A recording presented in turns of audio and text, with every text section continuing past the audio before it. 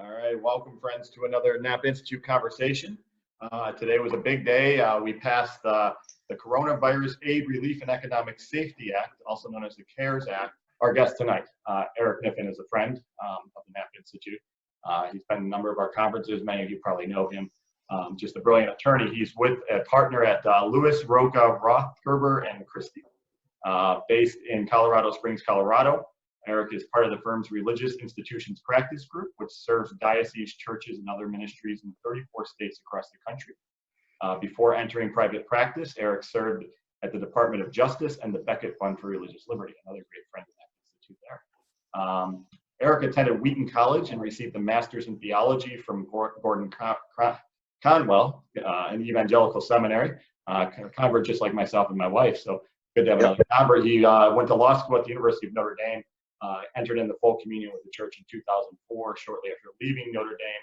He's married and he has 8 children. So welcome, Eric. Just a quick disclaimer before we get going. This tonight shouldn't be taken as legal advice. You should consult your own attorneys and accountants for more details to guide you through these processes. You know, that you keep hearing the phrase, it's been a crazy year this week, and that is certainly true. You know, tremendous changes to our personal lives, but also layoffs and furloughs and things that have just hurt so many sectors of the economy, and many for the business leaders and apostolate leaders that are listening tonight. You know, Napa is filled with people who run small businesses, who, you know, over 150 of the great Catholic apostolates of the church who run nonprofits, and also priests and religious who are listening to this from the perspective of a church themselves. What happened today is actually a little glimmer of hope on the horizon, I would say.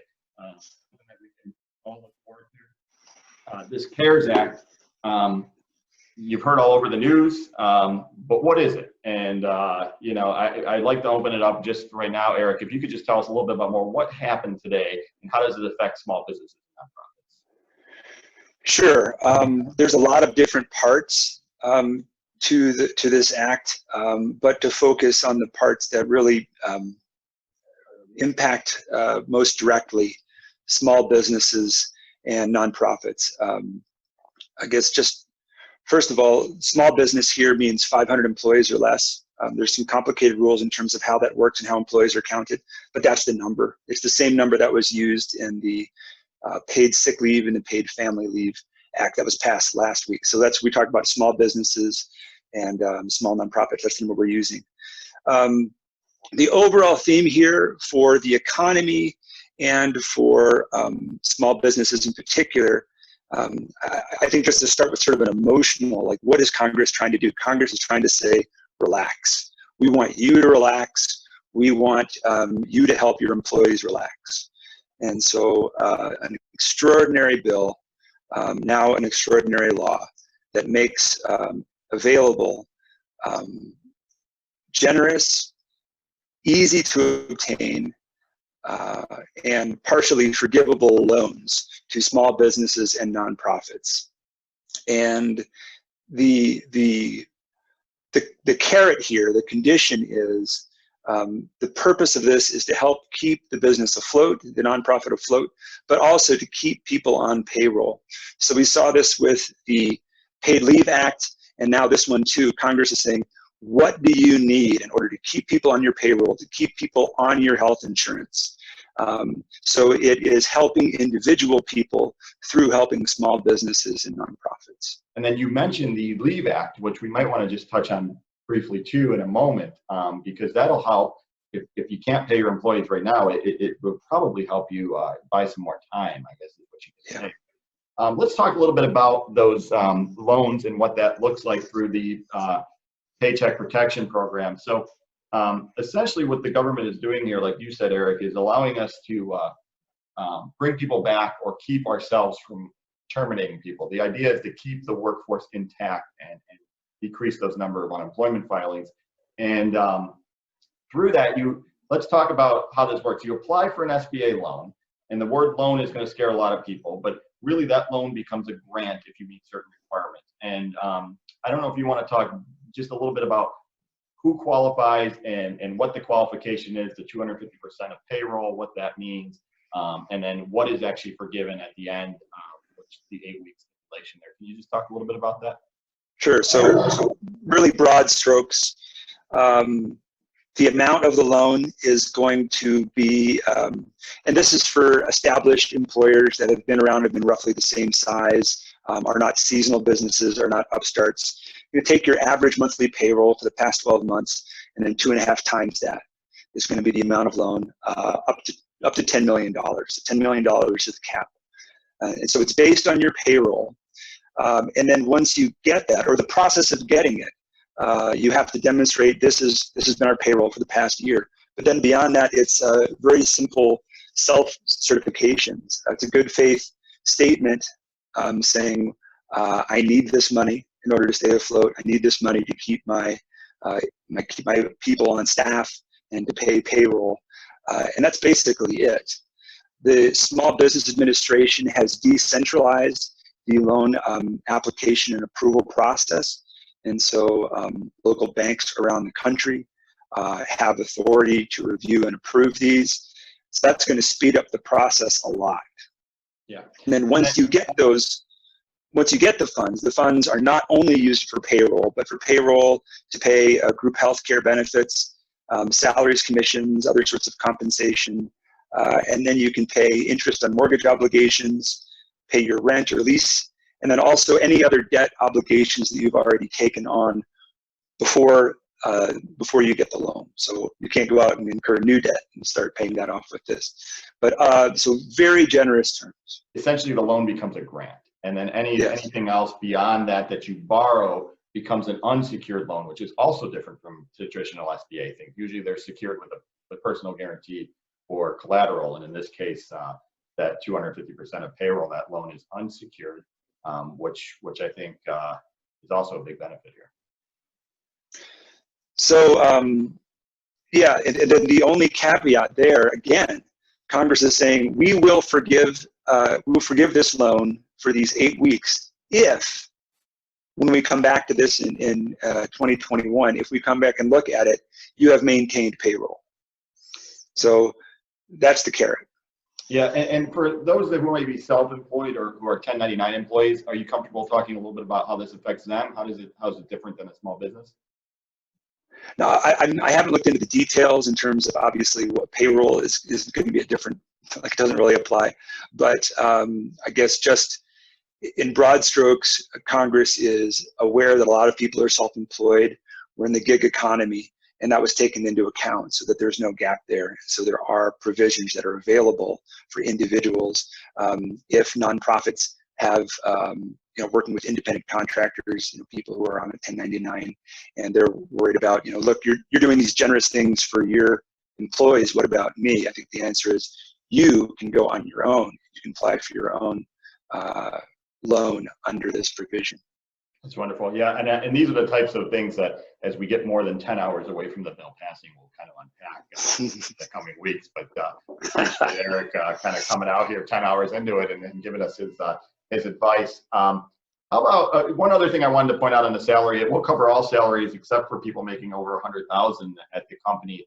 However, the people who make over 100,000, basically the formulas will include up to 100,000 of their salary. So that's something that's just a little caveat that some of your top earners might get only a portion to be included in those formulas.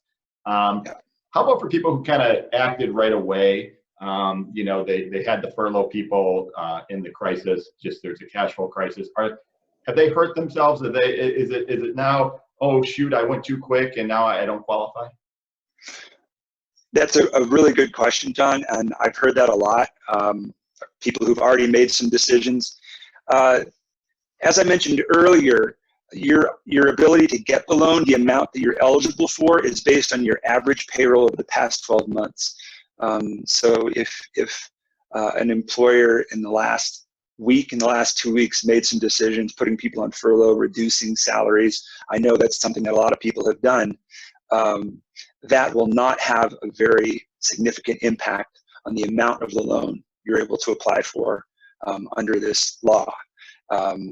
So that is not too much of a concern right there. The other part of it, in terms of the loan forgiveness, Congress is giving employers until June to get their payroll back up to where it was. And so you have some time to restore people.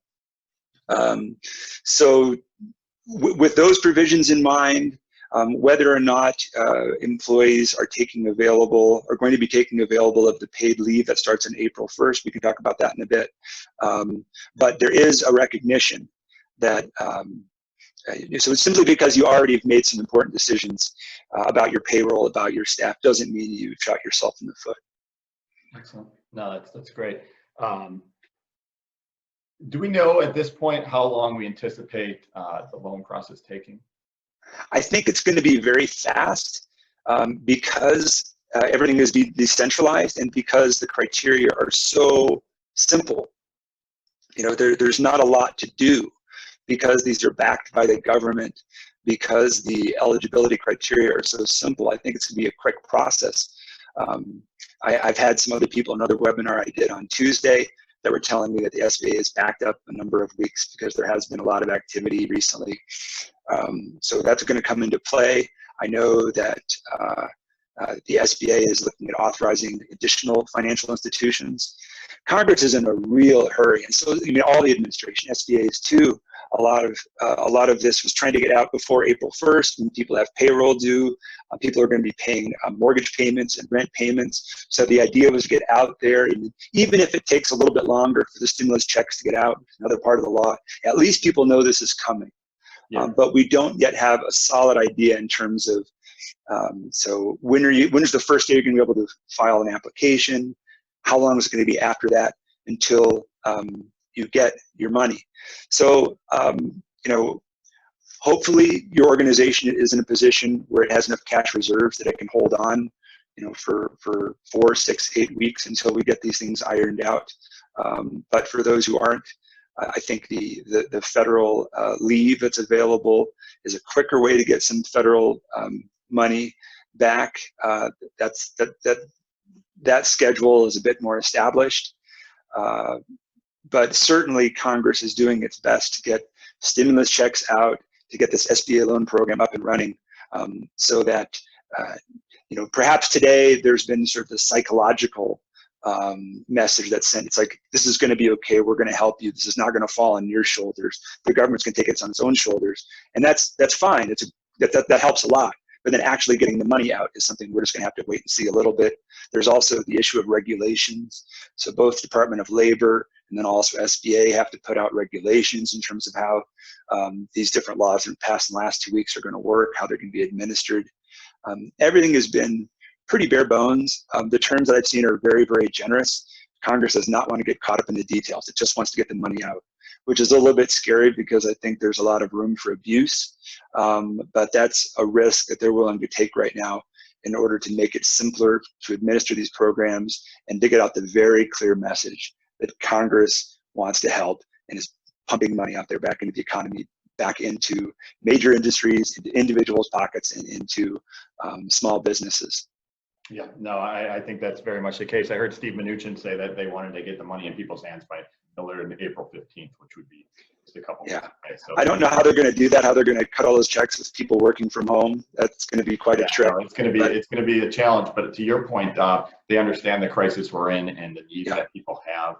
This is unprecedented. You hear about, in 2008 or 2001, you hear about bailouts and other programs like this. But in this case, even the large corporations right down to the small businesses, this wasn't the fault of something that they did or they did improperly. It was, really kind of an act of God here. And the way the government responded caused a lot of these issues. Now that response, although greatly burdensome to all of us, a tremendously hard response economically was necessary to protect the most vulnerable among us. So, the government understands that we had to do something to protect those people. At the same time, we hurt business, and I think they're really willing to step up here and help. You mentioned the Paid Leave Act as something that passed recently as well. It is kind of an option for a lot of people there, especially many of the employees who are quarantined for one reason or another or have their children home. Can you talk just a little bit about what that looks like, what the government did there? Because that's another resource people can use to help on their payroll. So really simply, there's 2 different types of leave. There is sick leave, which is for people who themselves are ill or who have been told to quarantine themselves because of the coronavirus. So there's one sort of tier at which people get are entitled to paid leave at 100% of their salary up to a certain ceiling, and then another is 2/3 of pay up to a different ceiling for people who are taking care of other people as a result of the coronavirus. The really generous part there. So one part of it would be you could use that in order to take care of an individual. It doesn't have to be a family member who is affected by the coronavirus. But the other is it gives paid leave to anyone who has to take care of minor children who would have been in daycare or school that has been closed because of that. And so that really broadens it. So this is not just people whose child is sick and they think it's coronavirus, it's anyone who's out of school. And that is an important tool that that is being offered to, I think, particularly parishes and other apostolates that have employees that have minor kids, which is a lot. So if you're in the middle of a payroll crunch and you say, you know, because we're working remotely right now, we actually have reduced staff needs. This is a great way, I think, to tell those employees, look, here's this option to you. You're welcome to take it. You're going to get all or most of your salary, depending on the circumstances, depending on the salary level. But for this family leave, you're going to get a good chunk of your salary to stay at home for 12 weeks. And you can get paid leave to stay there. Take this time. It's a scary time. Go home. Spend time with your family. We're going to be right here. Your job's going to be here when you get back. So for that, generally, when Congress passes a law that says employers must give out this paid leave, that sounds like a big burden on the shoulders of employers. But here, the government's going to pay 100% of that in the form of tax credits that come back to employers. And that tax credit is not only going to be this salary that must be paid under this, but it also includes the health insurance premiums associated with that employee while they're on leave. It's really something else. So again, people get to go home, be with their kids for 12 weeks. They get paid significantly, not as much as they would if they were working, but significantly. They get to keep their health insurance. They get to keep the health insurance for their family, and all that gets paid by the government. And so that is not on your shoulders as an employer, whether it's small business or nonprofit. So that is another way to reduce this pinch on payroll while we're waiting for a little bit more clarity and waiting for these small business loans to come through.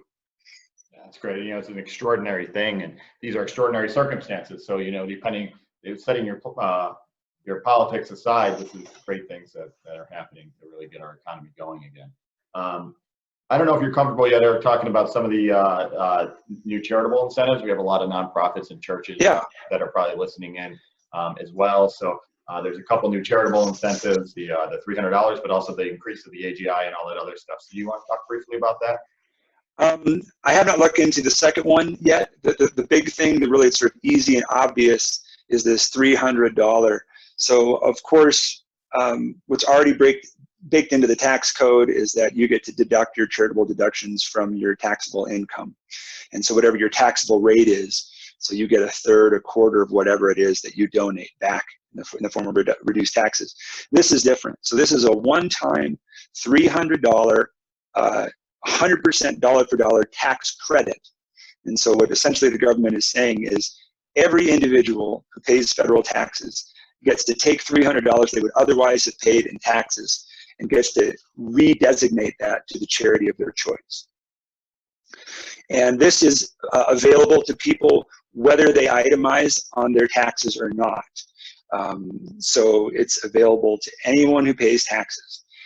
So this is another good way for parishes, for dioceses, for nonprofits to encourage their constituents, their parishioners, to get direct money their way, to get cash in hand quickly.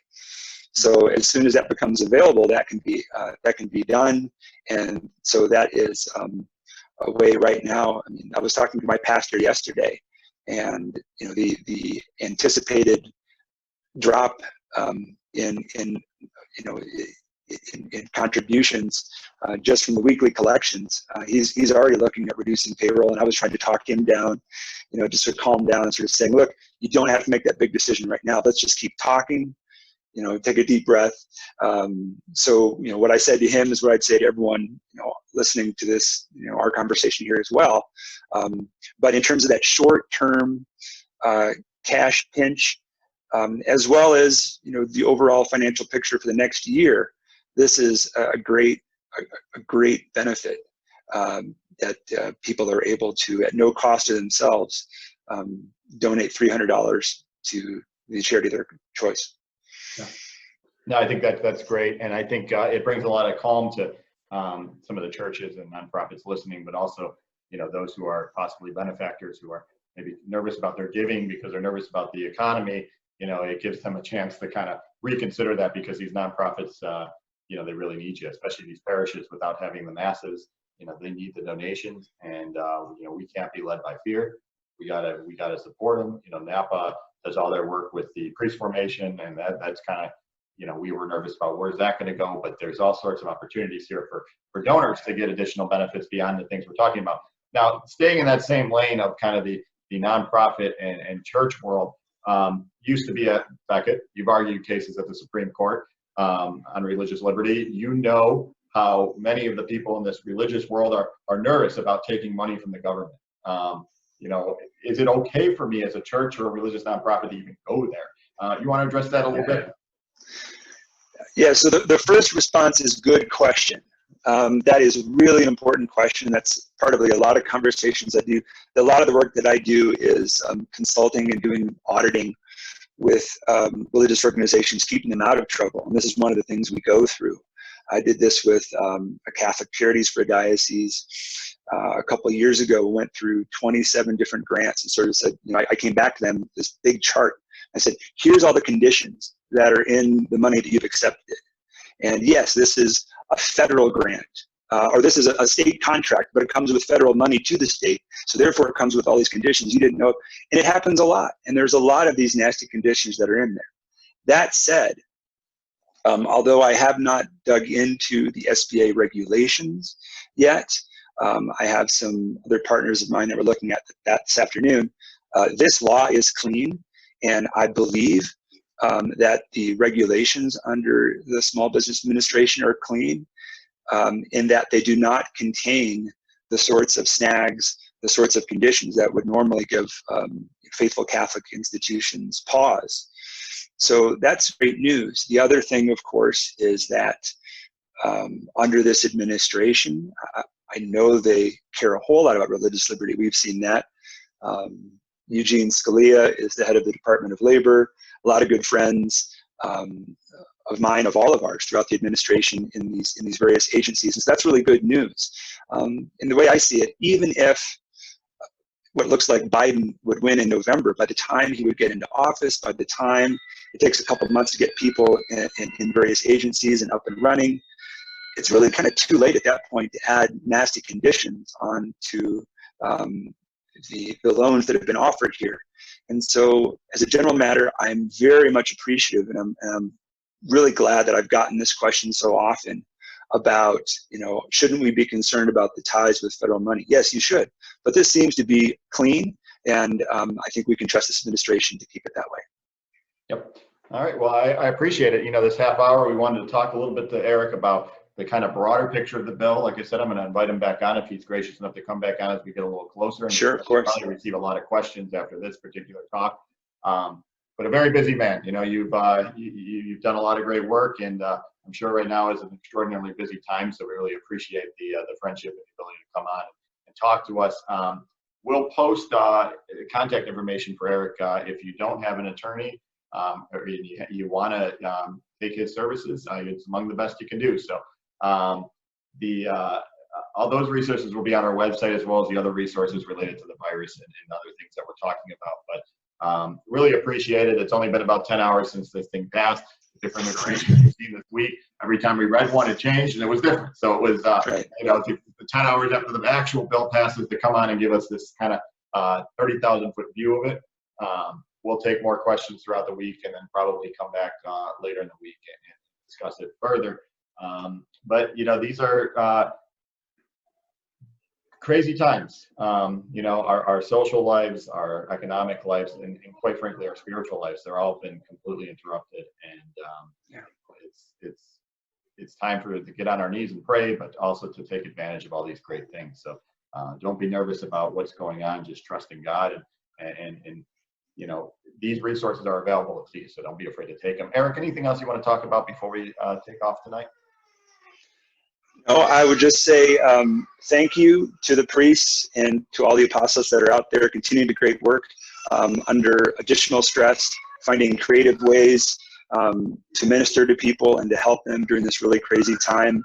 Hopefully, this conversation and the acts that Congress has taken in the past couple weeks help you to get your mind off of your immediate financial picture and get back to helping people who are really hurting and are really confused and are scared right now. Thanks, Eric. So we'll have Eric's contact information and bio link to the website. Follow us on social media at Napa Institute, or come to our website, napa-institute.org, for additional resources, questions about all aspects of this crisis, but also look for our follow-up conversation in a week or so. Eric, I really appreciate it. You got 8 kids. I hear some of them in the background, so it's time to call it quits. You're out there in Denver, so it's already 8:30 at night, so I'll let you get back to the family. Thanks so much. Thanks a lot, John. Appreciate it.